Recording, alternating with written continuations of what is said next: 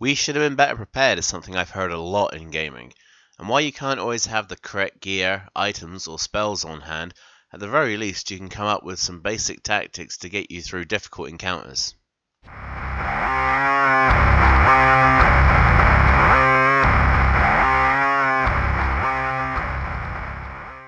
In every battle situation, we're going to have to learn to adapt to the environment and to the situation as we encounter it. But there's no reason why you can't have a few things set up in place just to make the whole transition that much easier.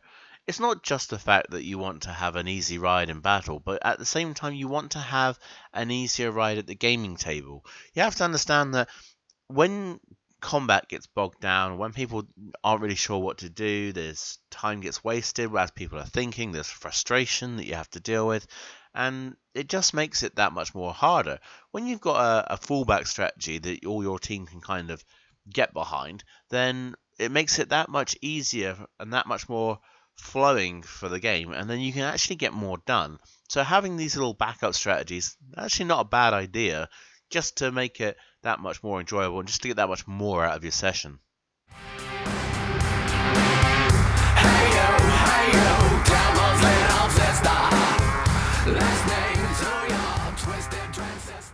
So let's be realistic. At the very least, you're going to want some good defense and some good offense, because a battle can go any number of different ways, and you want to have something that you can fall back on in case of an emergency. So the first thing you'll probably notice is that I'm using a hex grid rather than the typical D&D square grid.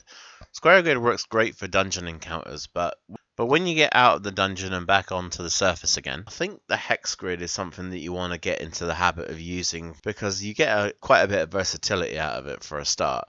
Plus you get to work from multiple angles rather than just the top to bottom or left to right scenario. So in any encounter where you don't know the capabilities of the creatures that you're fighting, you're going to want to come up with a nice balanced strategy. So essentially you'll want one defender and probably one or two attackers and someone on defense with some buffs to keep your party up. So this is a level 1 strategy for 3 or more characters. You're going to want a damage sponge, you're going to want a damage dealer, and you're also going to want a heroism bard. Now, certain playstyles are going to incorporate certain different things, so you might want to say drop the bard at one point and bring in the cleric, just to give in different types of buffs to enhance the party. It all comes down to your personal playstyle, but this is just like an example that I'm trying to get this across with. Additionally, these were the best icons I could really find for representation, so if they're not perfectly representational, try not to be too disappointed. So someone on defense is always going to be a great opener, because what you're going to want to do, like I said before, is test the water. You don't know what people can do, and you don't know what sort of effects they've got, so you want to have someone there sponging. This opening strategy is really nice in its simplicity, because it allows you a bunch of bonus hit points which you can then use to sponge up those incoming initial attacks. Once you've got a couple of rounds down, you'll realise just how much damage your enemy is doing. If they're doing an awful lot, you'll be able to adjust your strategy from there without being in too bad a shape. If you're actually managing to put a creature or two down by this time, you'll find that you can then move to something a bit more aggressive. As far as aggressive tactics go, this is one that I think can actually work. Now, it's pretty dirty, but, at the end of the day, it doesn't really matter how you get the victory. The important thing is that you're still standing. So we'll call it dirty fighting just for argument's sake. So when the enemy is on the attack, if your GM knows what they're doing, they're probably going to want to try to put them in advantageous positions, in the same way that you're going to try and get your party in advantageous positions. So this is where it's kind of where the advantage-disadvantage system falls down a little bit, because then you don't really get any kind of one-upsmanship in battle. But what you can do is to start using some spells like Bane, or abilities like the Bard's Cutting Words. So this is more of a 3rd level and above strategy for at least 3 people. What you'll want is a high AC Sentinel character, someone who can use things like goading attack in order to bring the mobs to him. Then you want your fighter to be dealing the damage, and then you're going to want a debilitating character, usually like a cleric or a bard or something, to keep their attack rolls as low as possible. So then what makes it so dirty is they're not getting the flanking advantage against you, and they're not getting as maximum bonuses on their attack. In essence, you get a guarding character that can't be hit, a bard that's keeping down all the other attackers, and you've got a fighter then who can just pick the enemy off at his leisure. Once you've got enough enemies down, your tank can then switch from defense to offense to help pick off the last of them while the bard's effects are still on the go. This strategy actually assumes that you've got multiple creatures attacking you. The strategy works well in a variety of scenarios, but if you've got something big, for example, like a giant, something that deals a fair amount of damage and has a lot of hit points, but typically has a fairly low armor class, you want to go for something a lot more aggressive. Now, you think to yourself, well, I probably want to be more defended against something hard-hitting like a giant. On the other hand, no. What you really want is to get it down and get it down fast. Best way to do that is to deal as much damage as you can. So you want to have a devastating tactic where you can lower its armor class enough that your heavy hitters, like your sharpshooters and your great weapon fighters, can get in there and start dealing damage with those abilities. Single target melee encounters can actually be really easy for you, really easy. Even though spells like slow are great against multiple targets, in a single target melee encounter it's an absolute godsend. This works really nicely for the melee focus group because then you can get your great weapon fighters dealing additional great weapon master damage. Spellcast is going to be concentrating on keeping slow going while they spam something like Vicious Mockery to keep that disadvantage up, as your other two fighters continue to attack from the flank in order to get those hits that much more often. Ranged attackers have this encounter even easier. The Wizard's slow spell will half the target's speed, the Ray of Frost will knock off an additional 10 feet of distance moved, and the Warlock can then add in Repelling Blast with their Eldritch Invocation in order to push it back 10 feet, so your opponent isn't going to be getting any kind of advancement on you. In the event that they do have something that they can fall back on in terms of ranged, maybe like a sling or longbow or some kind of rock throwing or whatever it is, depending on the monster you're attacking, you'll have someone in the back like a cleric or something to help to alleviate some of the damage that comes in from those attacks. So what we've got is a form of safe subversion where you can just keep the enemy very far away from you. If they do have a ranged attack, you'll be able to heal up pretty quickly, and they're not going to be able to advance on you to do the primary damage that they want to do. People tend to be more focused in one way or another. You'll have like someone who's more range focused or someone who's usually more melee focused, and when they're forced to do the one thing that they're not as good at, then you'll find that the battle becomes that much easier. This isn't always the case, but more often than not, this is what you'll find. Turn it up, the wind is coming through, can't get enough. If there's one thing I've noticed on a lot of gaming groups, it's that people don't really know how to defend. They don't know how to be on the back foot, and it's something that really needs to be addressed. The DM typically won't put things in front of you that you can't deal with. However, there are going to be instances where, the odds are overwhelming, and you do need to really retreat or change your tactics. But what's more likely is that you're going to come up against a fight which is pretty fairly balanced, but the dice just aren't with you, and that's where things start to go awry, because you're rolling your dice and they're just not hitting the numbers that you want, and before you know it, half your party is down and you're on minimal hit points and you just don't know what to do.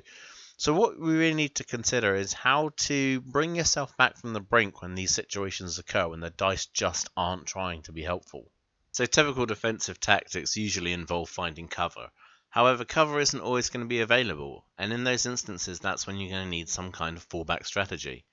Now, it's usually more fun in an adventure where you can get into a battle where you can use the environment. Perhaps you can cut the rope bridge and they fall. Perhaps you can, initiate a trap. Perhaps you can use different levels of height advantage to negate certain attacks. But this is not always going to be the case. And when you are forced into that one-on-one flat ground fight, you're going to need something you can fall back on and something that will give you an advantage.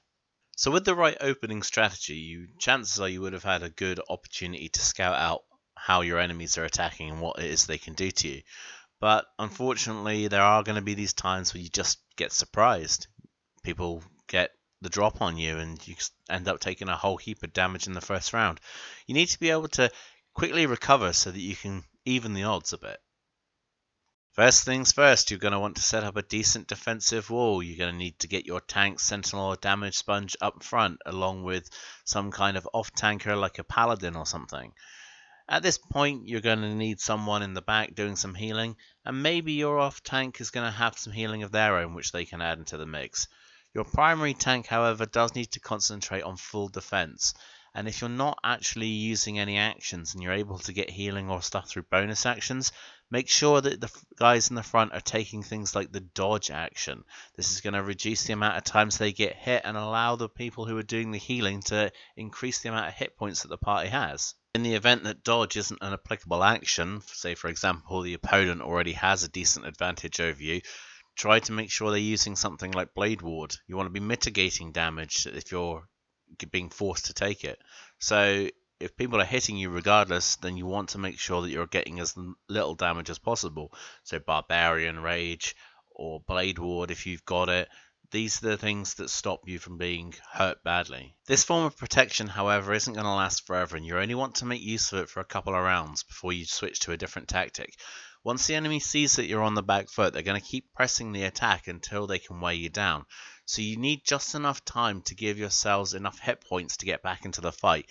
Then you want to switch it up to something which is a bit more aggressive. Not too aggressive, still kind of defending, but you still want to be trying to get some damage done or mitigating some damage that's coming in. So you want to start that war of attrition.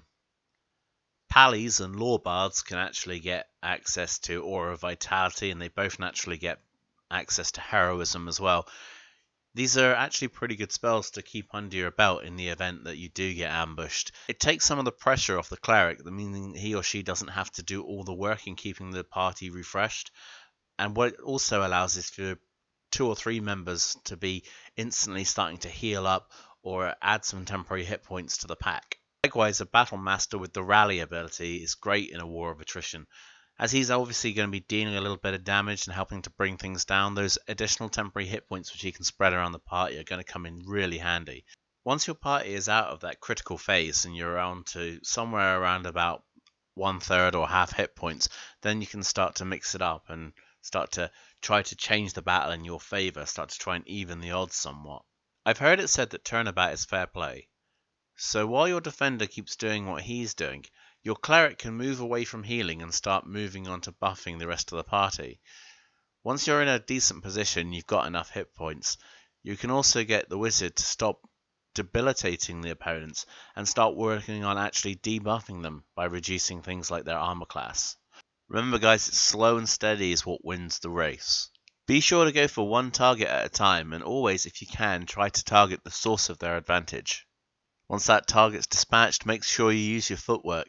Try and get your characters into a new position where they can get a little bit more control over the battlefield. Don't allow your characters to remain static. If this means fighting on top of dead bodies, then so be it. Just be aware that any competent warrior is going to try and make it as easy for himself as he can. So your enemy's going to be on the move as well. So think move, counter move. Twisted transistor. There always seems to be tons of stuff that I want to cover in these videos, but it never seems to be enough time to get it all done. So if you like this kind of video, be sure to leave a like. You know how this works by now. You like, you comment, you subscribe, you share, you hit the notifications. We're all well versed in how it works. So make sure you do that. If you guys have thoughts or opinions that you think will benefit each other, make sure you leave them in those comment sections down below. I think comments are the most useful tool that we have as a community of gamers. And that being said, I will see you guys next time.